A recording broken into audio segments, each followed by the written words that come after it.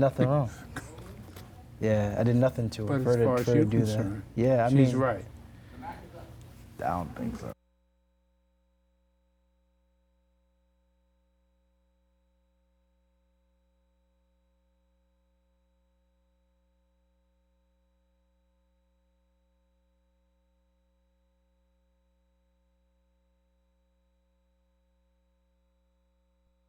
But go to Roland. Good evening, everyone. After holding the attention of millions of TV viewers this summer, the recent pause to the January 6 hearings into the attack on the Capitol have turned attention now to the Department of Justice and Attorney General Merrick Garland to provide what could be the next act in this American legal, political, and constitutional drama. With outside pressure mounting for indictments of Mr. Trump and some of his inner circle, I sat down with the Attorney General today for an exclusive interview. The AG dismissing accusations his office hasn't moved swiftly enough to build cases against those near the top of the ladder, and telling me concerns over further tearing the country apart would not deter his office from holding those criminally responsible accountable. Let's start off and talk about January 6th. We've just watched weeks of some pretty horrific testimony about what led up to January 6th and what happened that day. Just as an American, can you tell me what your impression was of what we heard? It's an important part of democracy that every American recognizes the truth of what happened on January 6th and in the time surrounding it. I think that this is an important part that we not downgrade or suppress how important that day was, and I think that the hearings did an extremely good job of reminding us, and for people who didn't know in the first place, telling us how important that day was and what a risk it meant for our democracy.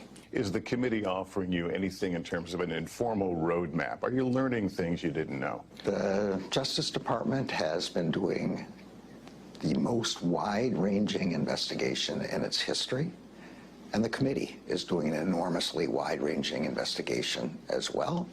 It is inevitable that there will be things that they find before we have found them, and is inevitable that there will be things we find that they haven't found.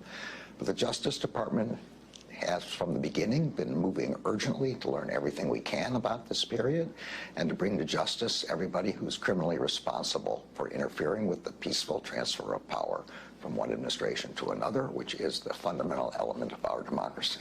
You said you're moving quickly at this. There's been a lot of criticism, a lot of pressure that the DOJ is kind of behind the power curve here, behind the committee, not moving quickly enough on what appears to be solid evidence in some cases.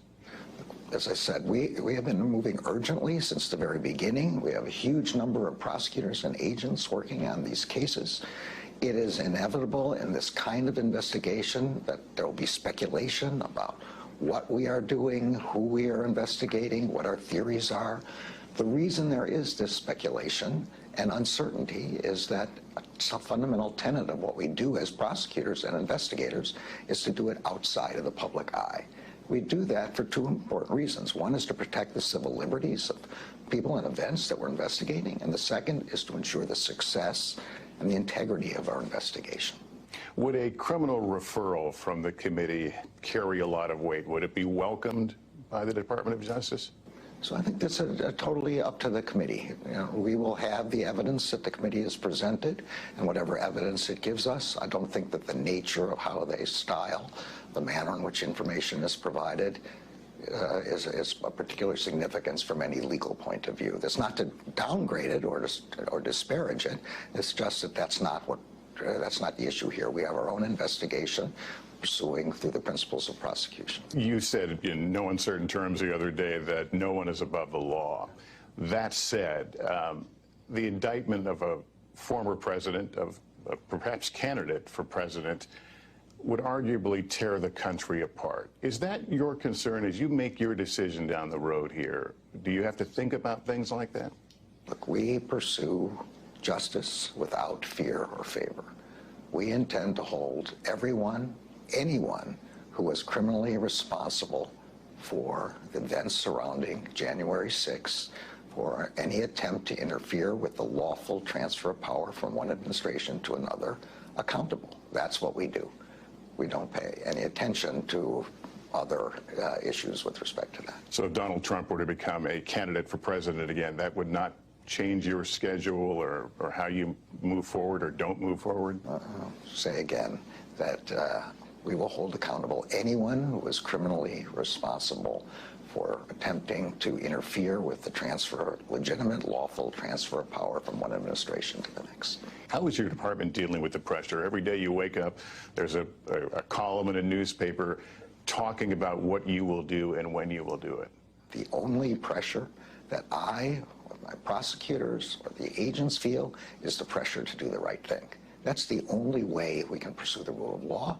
That's the only way we can keep the confidence of the American people in the rule of law, which is an essential part of our democratic system. I caught up with the Attorney General. But go to Roland. Welcome to the Gilchrist experience. Now that comment, I've personally been waiting a long time to hear this, and Graham has even been waiting longer, because this should have happened a long time ago. Everybody's saying, and a lot of people think this is caused by the pressure of everybody wanting to know what the Attorney General was doing. So now that he's exposed that he's been working on it all the time, as we well see, now what happens from here? We have enough evidence. Everybody's seen the six. Well, let's hear from our audience. Joining us today is an old friend. We watch him grow and get older and graduate from Morehouse. We had him here since he was 16. Yeah. He's, what, 23 now? Yeah. So. Got the gray hair. It's a piece of pillow fluff. And young lady, Kirsten. That's my girlfriend. His girlfriend, Kirsten, forgotten her last name. Harris. Harris, I'm sorry. I'm getting older. No, man. I'm No an way. old man here. No way. But this, I'm sure we'll hear from Graham first. Now, Graham, this settles a little of the anger. Of course, we were all looking for this a little earlier than it happened. But it's important that it came out now, that we publicize his errors. The last hearing that we heard, I'd like to hear from Kirsten. What do you think about all this? As a young female in our society today, what do you think of this? I think, such an egregious, it's really a crime. I think it's disgusting that somebody of that kind of caliber who had no political background, we know it kind of like collusion with, the American people to put our safety at risk, especially as people of color. We know that, even during the pandemic, hate crimes towards Black people increased by 2 and 3% more than any other race. So, conspiring with the American people, especially, racist white America, to make sure that people of color, transgender people, women are considerably being put at risk higher than any other group. It's dangerous, allowing people's point of views to be validated, point of views that are, putting other Americans at harm. I think it's about time that we have that conversation and not just, brush things under the rug anymore and allow people like Donald Trump to get away with his behavior, because what message is that sending to our people?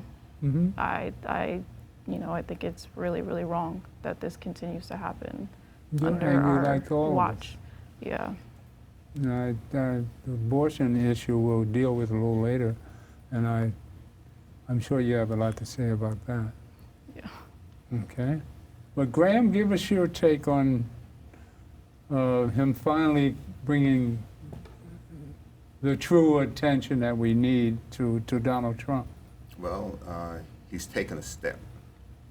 Okay. And I want to see the journey.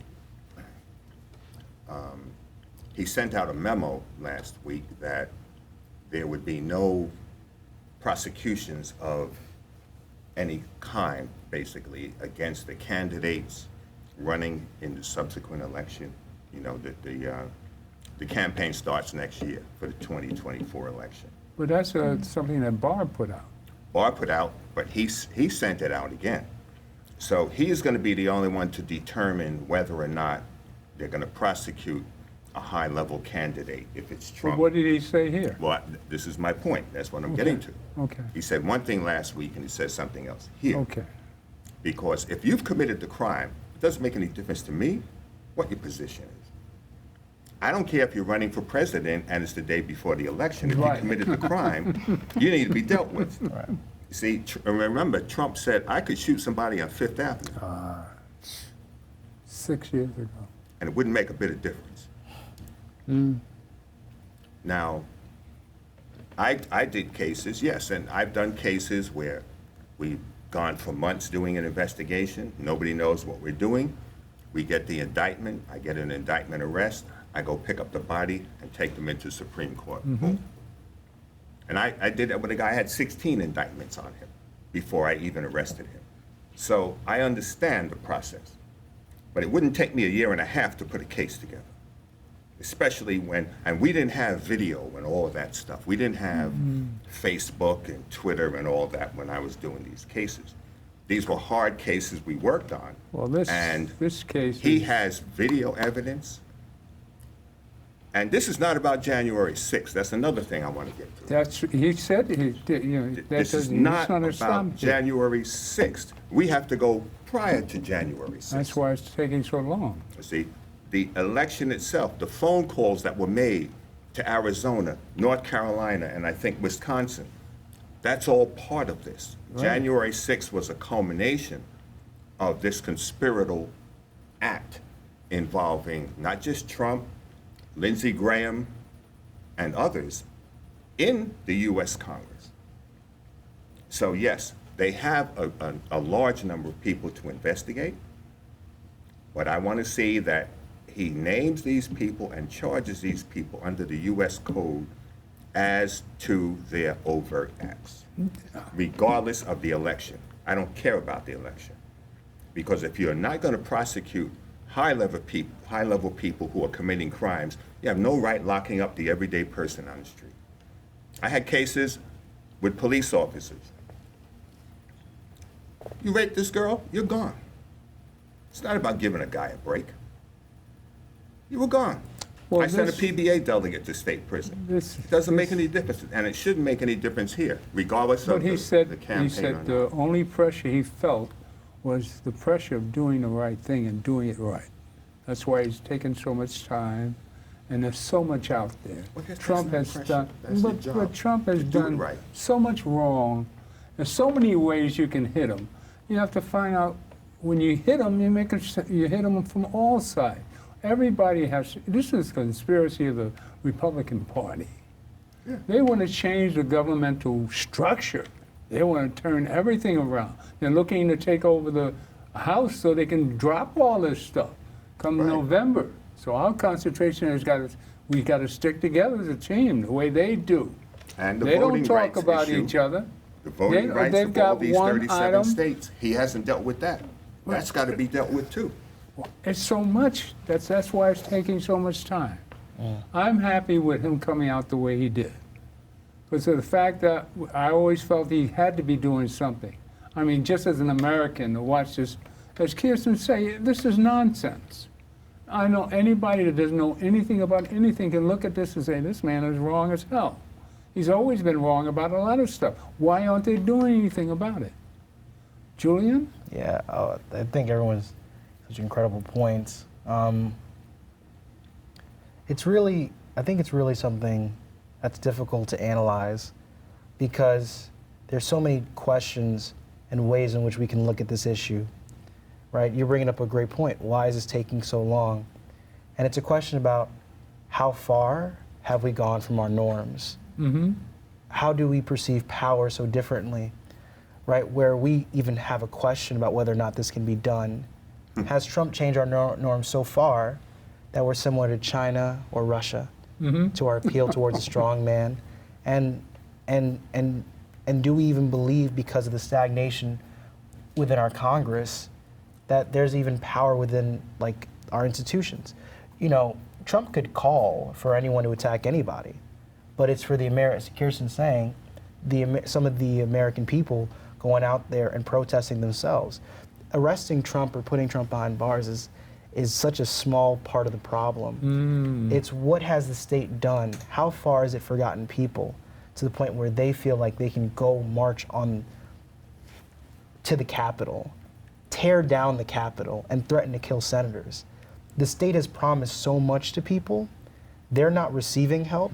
People's financial situations are getting worse. Social Security is not going to be around for a very long time. Yeah, go ahead. Look what it's doing to us as a people. Definitely, It's demeaning our whole right. You know, we as blacks, we just want them to go by the rules which they preach. They never have in our situation, so it's always wrong to us. It's always been wrong to us. So, but when you would get people that are going back to the Nazis, and nowadays it's Christian nationalism. Where are we going with this? People feel now disheartened. Trump is a son of a Klansman. Right. Well, I mean, it's of a symptom. I mean, people feel disheartened. They feel like the state isn't for them. I mean, you have a lot of African Americans that are saying they're going to vote for Trump if he runs again, right? I mean, because they were promised things with Joe Biden that they never received. I'm just saying whole point. This is a part of the problem. They're brainwashed to believe that the Democrats never did anything for us. They're like the Dixiecrats of old. Biden's too weak. He's a punk. All right? And then you got this attorney general that sits on it for a year and a half. And you got these crackers running around like they rule. And bringing back Nazism, that's what bugs me. Yeah, I mean, you got to look at the American people's pockets. Inflation is on the rise. I mean, you know, the supply chain issue. The president does not control the financial status of the country. We have had depressions in this country in the 1800s where, going back to the Federal Reserve, Jefferson was against the Federal Reserve because it's not a government entity. And he was told by the power elite, you either back off or we'll invoke a depression in the country. It has happened more than once. These depressions have nothing to do with the body politic, Democrat, Republican. Exactly, yeah. These guys are not running the country. You live in a capitalist society. These are the people who are running the country, the businessmen. That's right.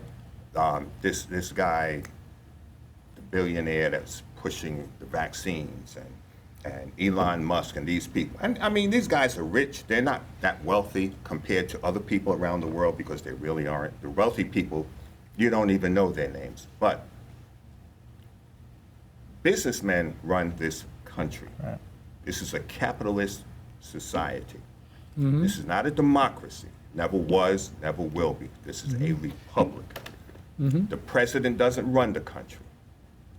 He's the chief executive officer, but he's not the chairman of the board.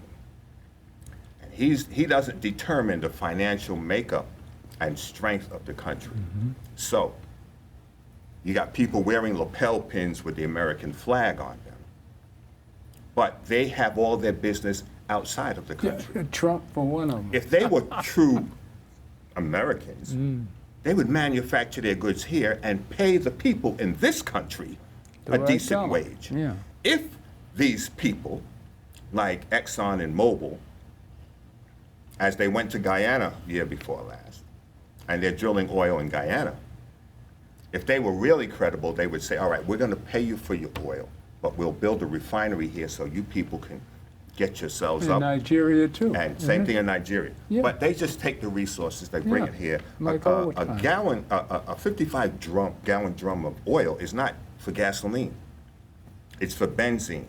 It's for kerosene. It's for turpentine. It's for about 8 different products. But they exploit people in other countries for their resources to make their money here. And then they turn around and want to charge me $5 for a gallon of gas, when the war in Ukraine has nothing to do with gasoline. Russia has nothing to do with our gasoline prices. We get 30-some-odd% of our oil from Canada. I don't think you can say all right? We only get 7% of our oil from Russia. All right? 7. So for them to turn around and do what they're doing, and charge people $5 a gallon. And people in outside of urban areas, they have to have their car. They have to buy gasoline to get to and fro because there's no public transportation. Let me bring in one point about the Ukraine. Ukraine is the largest European country and the largest exporter of grain. I'm talking, that's grain. I'm not talking about But Russian this oil. grain, most of it's going to Africa. That I understand. We didn't get to the grain yet. I'm talking People about don't even petroleum. realize that. Yeah, that's the food People belt. don't realize that. That's the food belt. But That's why it's so got important nothing for to us do with to take a Russia. look at Them why all hiking the this is price of happening. gasoline. How come the Democrats aren't bringing out the fact of Biden should be blamed for inflation? That it is controlled by the Illuminati or whoever's running the bankers. show. Can I say something? So we have to look at, for instance, right, the COVID policies that were put in place during the Biden administration, and even like what Trump did with the mass amount, like with the massive amount of checks, and then people not being able to work. Now, of course, that was done for a reason. I'm not denying that. But we're still facing the after effects, people receiving massive amounts of checks from the U.S. government and then not being able to put that back into the economy through their labor. So that's what's bringing our prices up. And then we have massive supply chain issues. Well, yeah, because everything is in China. Why are we manufacturing simple things like Q-tips in China? There was. So I was reading Why this are book the called. corporations making more money than ever? So I was reading There this you go. book by I was reading this book called Makers and Takers, and it's about how the U.S. economy has transitioned from a primarily like production supply chain or like a country, right, into like a consumer, and also because of the educated elite within our country, they encourage banks to basically like create these like weird loans, which caused the '08 crash, and also these major corporations like Apple are not producing these great products anymore. They're not paying taxes either. They're Here's the working point. and they're working as banks in and of themselves. They're providing the point. loans. Yeah. So it's stagnating the economy where we have a fiat economy that's not based off of product, but it's based off of who's lending the most amount of money, who's flipping cash. Even our money isn't backed by anything. Right. So we have That's fiat right. money. So it's a hot system. And I'm not going to say the state's not at fault. We have major military contracts that we're constantly giving out. They're supporting wars. I mean, we're spending so much money on wars while we have wars back at home. So I'm not going to let the country If off you're the running hook. for office, how would you present it to I the wouldn't run people? for office. No, Senator. I got something else. no. But I don't. I think the state is pretending as if they have more power than they do. Especially for African Americans, we've basically been like a tennis ball in this game. We're letting the events happen to us instead of ourselves Add to it controlling how the we events. change it, because you're a changer, you're an Yeah, activist. well, you know, we think about ways in which we can get involved in the economy, in the market. And we think about ways in which we can get involved in real estate investing. We think about ways in which we can have a voice. We have a great voice in our democracy. We have great voter turnout. We're really powerful people. But the thing is, like, we're waiting for someone to save us. No one is going to save us. Our issues We are have our to own. save We ourselves. have our, Right. Yes. We are the second coming. Yeah. I don't know about that, but Coming of what? no, I don't. No, I'm joking. Revolution. Definitely. Well, you used to think like that. Yeah, What's yeah. changed you? Well, you know, I I've don't got have videos. You know what talking happens like to that. Gilchrist? Okay. I've seen, especially during the pandemic, our institutions have been so weakened. I've recognized that a little cold can wipe us out, and so we can't depend solely on our institutions to save us. We No, have to be that's never active been a change fact, agents. though. And No, that's but never the been thing a is, fact. not for you, but a lot of people are looking But we towards the have to state's become moves. a part of that institution. But we also need to Can't develop run our away own and say, institutions oh, too. I'm not going to vote. No, definitely not. But we also need to develop our own institutions too. We need to Right. have financial literacy. Okay. We need to have, for instance, you always talk about having parents that are active with their kids. We need to understand that we have to save ourselves. Each one teach one. Each one teach one. You know, Okay. I think it was I can't remember where in Scripture, when Israel was taken into captivity by the Babylonians. God said, "You're gonna be here a while. So raise your children, marry off your children, plant crops, plant vineyards, build homes, because you're gonna be here a while." We've been here a while. We haven't been doing what we should be doing, Right. which is what you're talking about. Right. The Babylon was not taking care of the Israelites. That wasn't their function. The United States is not taking care of black people. It's not their function. They never have. These, you keep saying, oh, this is not who we are. This is exactly who they are. And we need to wake up and understand who they are and know who we are and deal with everything accordingly. You cannot totally disconnect from everything around you, but you can certainly sit down and start planning your own advancement in spite of what's going on around you. Exactly, yeah. I spoke with some brothers in Bed-Stuy years ago. Oh, you know, the white man did this. Ain't got nothing to do with the white man. What are you doing? Exactly, yeah. All right? White man does what he does. What are you doing? Other than That's it. standing there, oh, the white man. Do the right thing in the movie Tell him, with man. Robin Harris. He says, you know, that store was closed for 5 years. If you want to do something with it, you could have. I'm going over there and get me a cold beer from a Korean man. Exactly, So, Yeah. exactly. I said to the brothers, you guys got your drinks, you got your smokes. So you're financing the well-being of people that despise you. Right. Yeah. You're sending their children to private school by buying their products.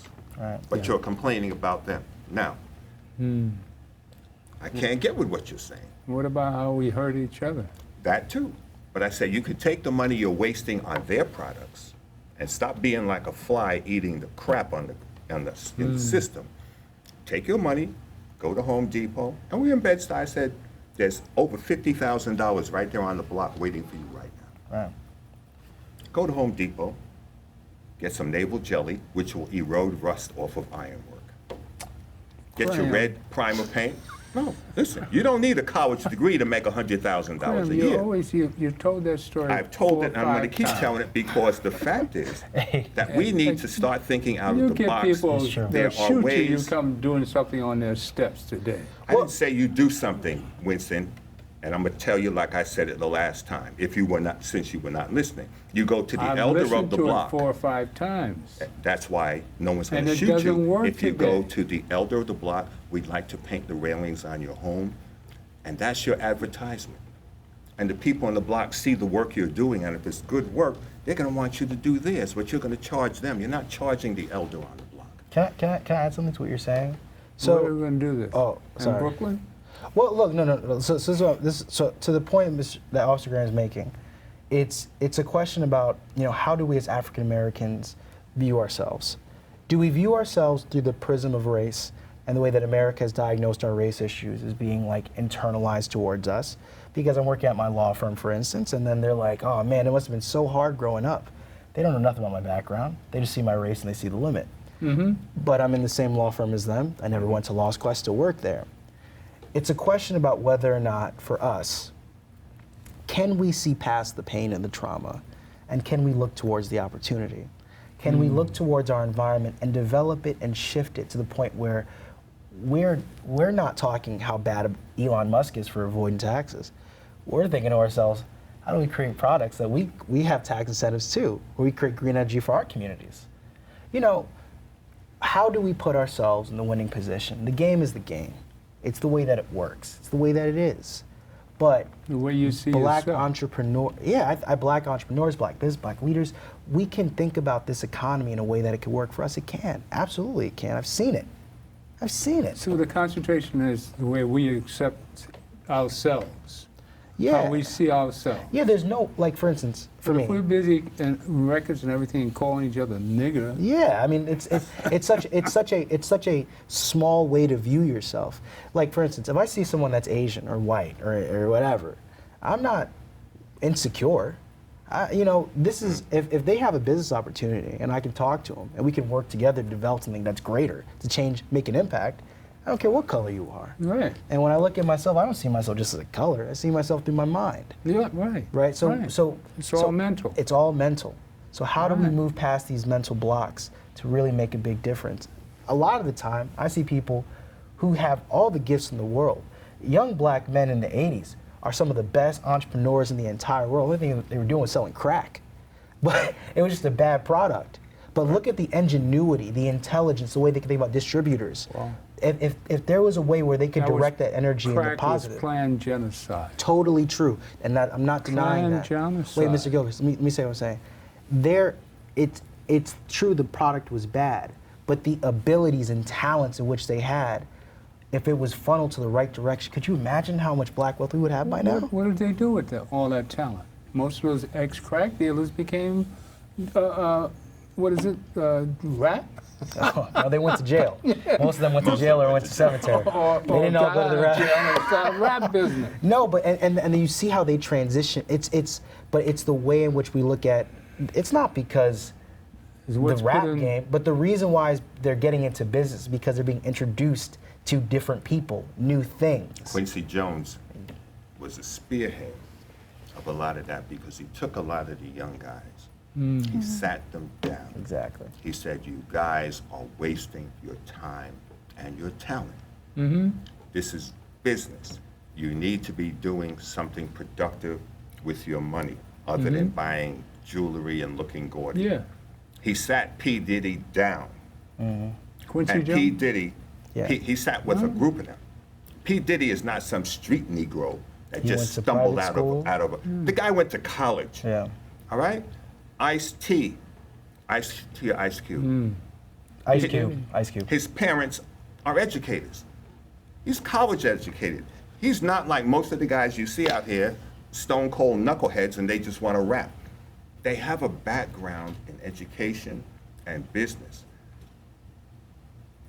The problem is that a lot of our young people figure they need to go into rap to make Exactly. Yeah.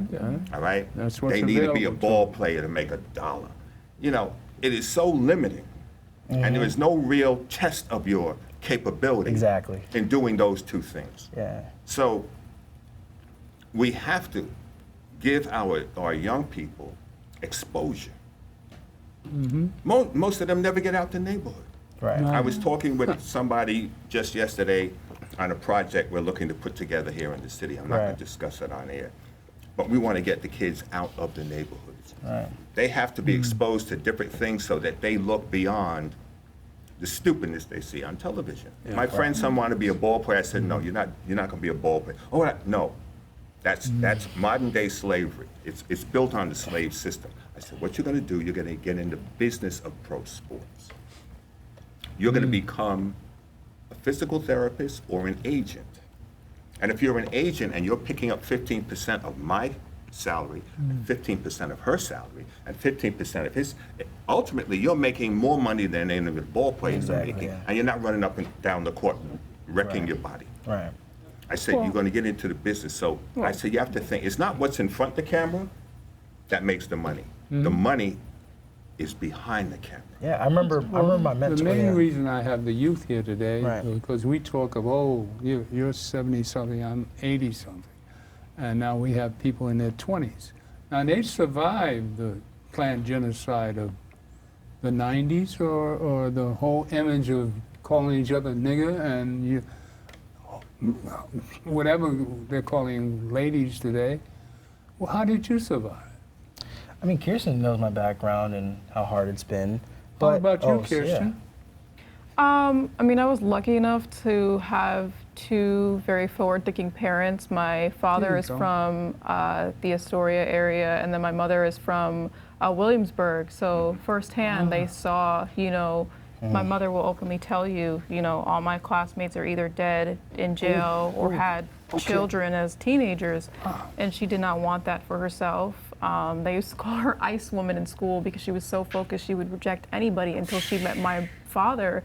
And they worked very hard, and they were able to get out of where they lived. And now my mother is the dean of a school here in New York City, and my father is an accomplished musician, composer, and writer. And we live in, I grew up in Scarsdale, so I grew up in a predominantly white community, so they made sure we had no idea what it was like to grow up like that at all, and they kept us from that, even if it meant keeping us away from certain family members. So fortunately, I've had another set of problems, I guess, becoming accustomed to racism or other things that I experienced I guess being forced into an extremely affluent community, being an only, for years, up until the 6th or 7th grade, I was the only black child in my graduating class at school.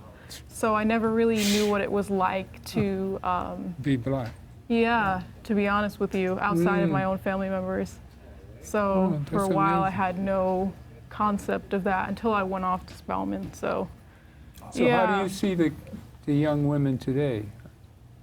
In this rap music, the way they talk about music. I mean, it's immediately off-putting to me. I don't understand that. I was always, I'm the only girl. I have 2 younger brothers. My father always raised us, How many brothers? 2. 2 brothers. Yeah. Oh, so they protected you.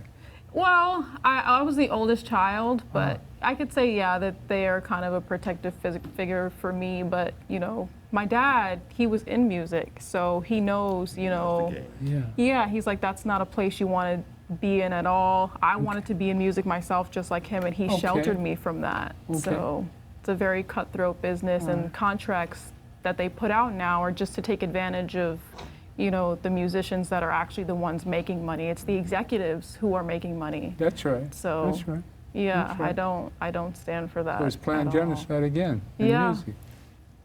75% of rap tickets are purchased by white America and white children. So let's go to the roll-in 3. Roll-in 3, can we go to that?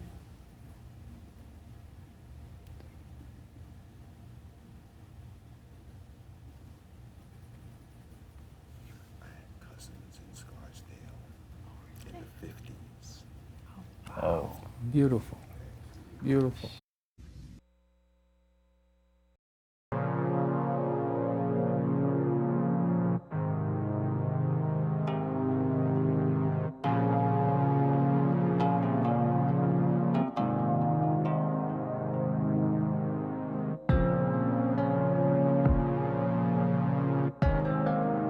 Is Roe a super precedent? How would you define super precedent? About Roe, which I think indicates that Roe doesn't fall in that category. And scholars across the spectrum say that doesn't mean that Roe should be overruled. But descriptively, it does mean that it's not a case that everyone has accepted and doesn't call for its overruling. As a judge, it is an important precedent of the Supreme Court. By it, I mean Roe v. Wade and Planned Parenthood versus Casey. Been reaffirmed many times. Casey is precedent on precedent, which itself is an important factor. Senator, as the book explains, the Supreme Court of the United States has held in Roe versus Wade that a fetus is not a person for purposes of the 14th Amendment. And the book explains that. Do you accept that? That's the law of the land. I accept the law of the land, Senator, yes. But go to roll-in. I played that for fun. I want you to see how these people lied. Yeah. And they come from Trump, so what else can you expect? Right. Now, these lying suckers, I want to cuss about that one, because you see what they did.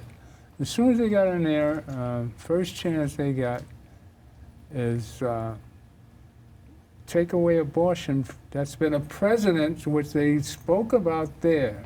Now, how does it feel, Kirsten, to see this hypocrisy here, right in front of your face?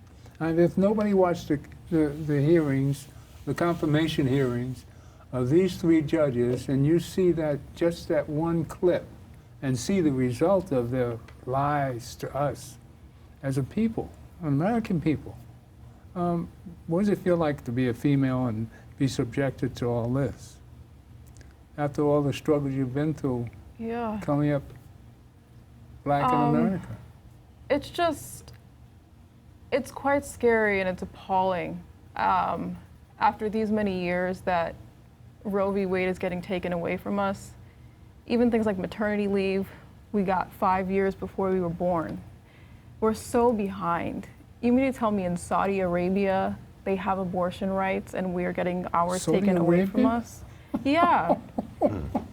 They're working towards being more progressive, and we're working towards Saudi being more Arabia? conservative in terms of abortion rights, and that makes no sense. In the Middle East, even in Tunisia, they have family planning clinics, and they're outside Planned Parenthood here protesting against our family planning clinics. That makes no sense to me. In Israel, they have abortion rights, you know? So it makes no sense why America, which is supposed to be the best country in the world, supposed to be supposedly so progressive, is now hell-bent in taking those rights away from women.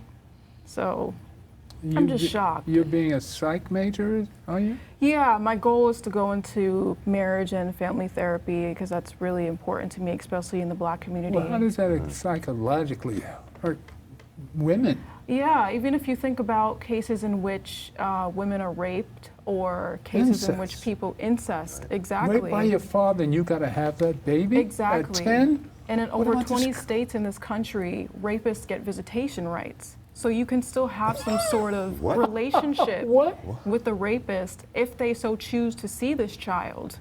So you'll be traumatized for the rest of your life. Oh, God. So, That is beyond inhumane. right.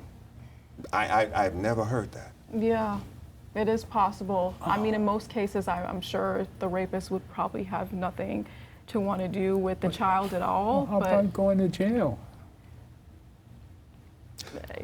Exactly. I worked at a school when I was in college. It was a school for unwed mothers because in the 60s, you could not be a pregnant student and attend public school. Oh, wow.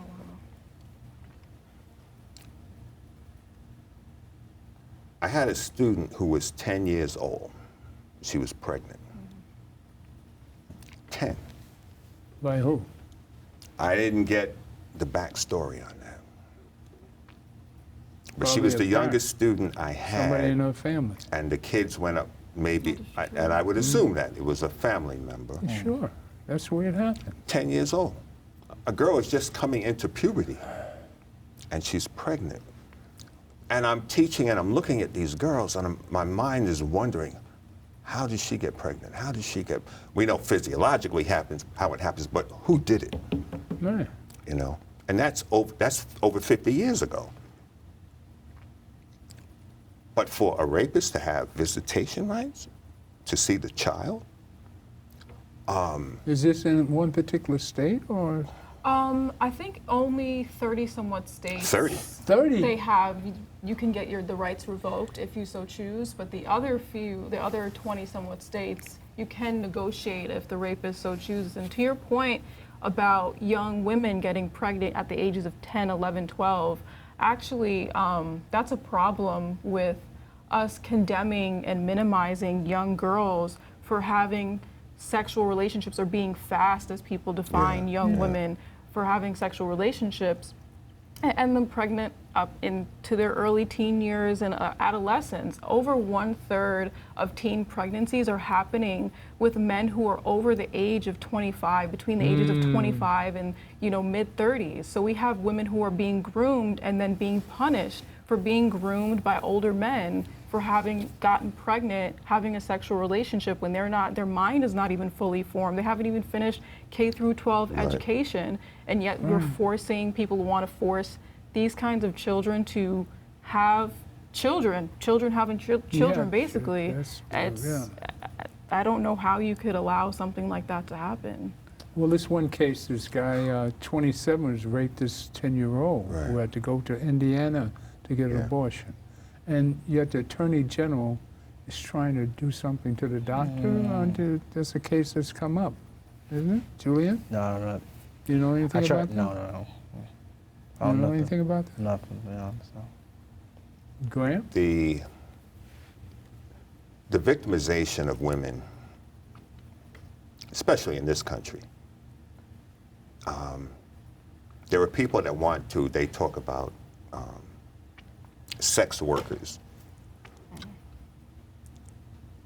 as though they are sanitation workers, police, teachers, whatever. Women wind up in the sex trade primarily because of victimization. Exactly. And the sooner they can get them, the better. There are girls that I've seen in Brooklyn, no more than 12 years old, on the Ho stroll. We have 11,000 people disappearing every year in this country. Where are these 11,000 people? And girls are abducted and moved around and transported and taken. It's the mental, the physical, the psychological damage that is done to them that keeps them in the sex trade. We saw it with Epstein. That was. You see, you saw it with Epstein and the woman that just got convicted. That's the tip of the iceberg. But that's Trump territory. I mean, Just the same, it's just the tip of the iceberg. And the only Prince reason they did Andrew, something because they those are white caught girls. messing with That's it. some of those That's women. the rich so- crowd. That's They're the playboys. They're I the mean, if white you got kids money, that you're they look supposed to have after, a bunch but of we women. have people who are missing Comes with and the they're not turf, found, right? and they're moved to other cities, and they're in the sex trade. And this is not a profession. Yeah, it's the oldest profession. This is not a profession It is a profession. where people need to be sporting around as though it doesn't have a negative impact upon women. It most certainly does. Legalizing it takes a lot of the damage away from that. I agree. If you make it a little respectable, then it's a trade. Well, you can legalize drug addiction. You can legalize drugs. Yeah, You can it'd be legalize better than what it anything. is, Does then. it need to be done? No. But it's done, and it's being done. It's better than slave trade. It's not better because girls are still being victimized and taken into that business. What they call business. It's not business. Well, It's you victimizing look people. at other countries, how it's Physically, 10 times worse than it is here. I don't care because everybody's doing something is not a everybody's doing it. reason I'm to saying do it different because the fact that ignorance runs people, you got to lift them out of ignorance. And you don't do what somebody else is doing just because everybody does it. Doesn't make sense. A herd of say anything buffalo like are that. running and you're in the herd with everybody else, but you can't see the cliff until you get to it. Yeah, That's why you have to have a Officer brain Graham. to step out of the crowd, get off and take a look and see, oh my God, they're running to the cliff. They won't know it till they get there. Yeah, to Officer Graham's point, actually, with abortion, a lot of people's pro-life argument is that you should put your child up for adoption. But studies show that over 60% of children who end up in the child welfare system or foster care end up being then trafficked into sex trafficking, human trafficking, and become sex workers. And so they have no control over their life. And tons of women, I've heard many stories, women are saying the men come in, they have, clients from their johns, and they're not having proper hygiene. It puts them at risk for STIs and STDs, or they've been physically assaulted. So they have no control over their life, or they're forced to take drugs. So I do feel like sex work does need some sort of regulation because it is happening. And for the women who so choose to be a sex worker, there needs to be some guidelines around how that's going to happen and where it's going to happen, and protecting the safety So of those women. psychologically, it's better if it's legalized. Right, for the women who so choose. But to Okay. Officer Graham's point, the majority of these women who are being sex trafficked and then choosing to become sex workers, Are forced into it. right, because Right. they've been, kind of groomed since childhood to Right. do that. These are Yeah, people who have right. started in their teens, and a lot of people say, well, why don't you just leave? Because it puts them at risk to be attacked by the Johns or the people who are getting these clients, right, for the women. And then if they so choose to leave and go legit, if you will, Yeah. it could put them at risk. A lot of people who are criminals or drug dealers, they cannot go to regular, escorts or sex workers because it can put them at risk to be exposed. So they're going behind closed doors to, engage in sexual behaviors with women who are being sex trafficked because that's all they can really get. They can't get it from general public. So it's putting them at risk to be involved with criminals and other types of dangerous people. And so if they go out and try to get a regular job, it's going to put them out at risk. God forbid they're homeless. It's going to put them at risk to get sex trafficked again. So, Homeless, right? yeah. There is So a program. You really feel it'd be better if there was some legalization of it?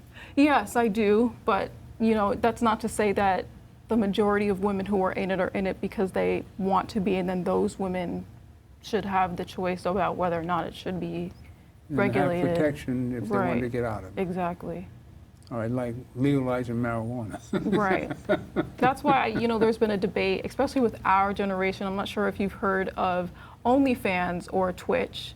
A lot of women now use that as a way to regulate their own sex work. So they don't have a John or they don't have a pimp who's regulating their clients. And a lot of men are upset about OnlyFans because they say, hey, there's this pervasive sex culture, and now women are using that to, I guess, make a living. There's many people who have become millionaires and, made a six-figure income off of OnlyFans.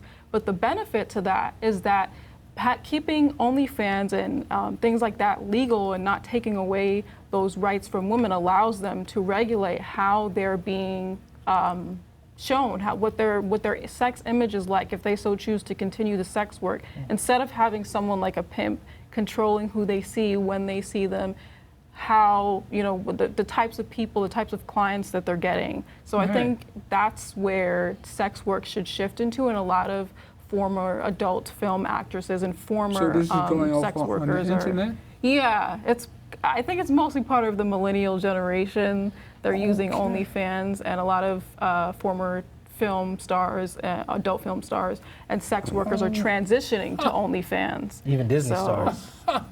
Disney stuff. Yes, Disney stars. So. That's fascinating. Yeah. Yeah, it's crazy.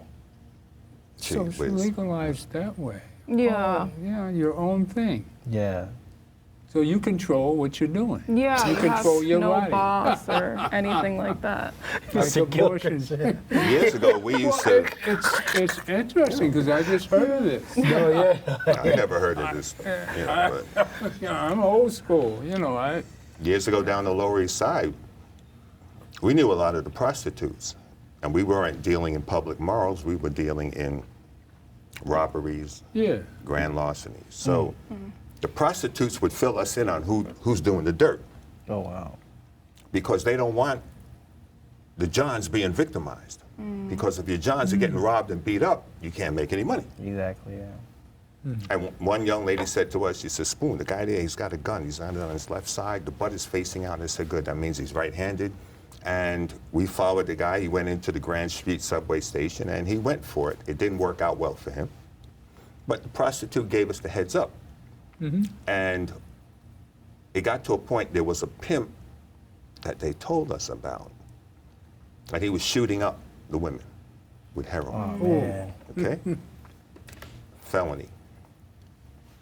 So we sat and met with them. And we took them down for injecting 2 of them. We took him on 2 counts. He was gone. So they were able to get rid of him. You see, but again, women being victimized. There's another woman I spoke with. She was a legal secretary. And I'm like, you're a legal secretary? What are you doing out here? She said, well, I have a daughter, and I just don't make enough money, and I come out a few hours, and I'm like, oh, man. I just talking with these women and getting the backstories. Yeah, it's again, we have to give our young people exposure to the right things, to show them the options that they have in life beyond the trash that's being done out here. Right. There is so much, everything, you look around, sitting in this room, everything in here is man-made. The table, the rug, the televisions, the light bulbs, everything is man-made. So somebody has to make it, somebody has to have the skill, the understanding. And this is where we have to have our kids to understand there is so much to do. Exactly. Well, it's all about what you individually see as yourself. And I want to, in the last few minutes, I want to run item 4 and give Julian a few minutes. Be nice. Julian as a youth, or showing way would stimulate his activism. I'll run item 4, we're only 3 minutes of this, because we're getting close to closing time. I just wanted you to see a little bit of this, Julian. Yeah, younger.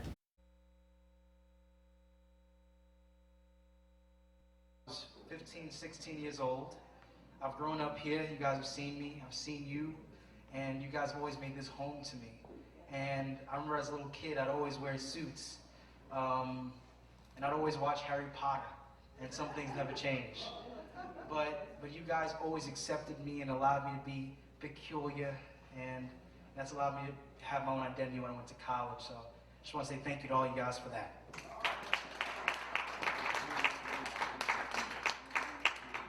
And I didn't prepare any remarks because I really wanted to talk off the cuff and speak from my heart. And I remember thinking about the word Ujima before I got up here, and how that should be a clarion call to the United States of America. The idea of collective responsibility, the idea of a shared feeling of empathy, because we recognize that we are only doing as well when the most vulnerable within our society are doing well. Not just when the rich and powerful are doing well. In fact, as we know, when our society has a very few people at the top making most of the money, that's not a call for dreams or the sky's the limit. That's a call that's talking about an immense wealth income gap within our country. Our brothers and sisters here talk about what they're facing and what they're going through. And at Morehouse College, or when I'm in college in Atlanta, there are times when brothers and sisters think that they're successful or they've been gifted because of something that's going on in their own minds, that they're somehow more talented than somebody else. But they don't recognize the fact there are people that came before them, that lifted them up, that spoke to them, that put them in positions where they feel safe and comfortable, where they can be successful in that arena. I wanted to also talk about the fact of how we're organizing over at Morehouse College because of the lessons that I learned here at National Action Network under Ashton Sharpton and under Reverend Sharpton. We are students from Morehouse, Spelman, Clark, SCAD, Georgia State, and we went out into the West End community, a community that's been abandoned by Morehouse, a community that's been abandoned by Spelman, a community that's been abandoned by Clark. It's being gentrified. People are being pushed out of their homes. Generations of families, people of color, who made Atlanta theirs, are being told that they are now outsiders. I was speaking to Ashton Sharpton about what can we do in Harlem? What's the culture in Harlem like? What can we do to fight?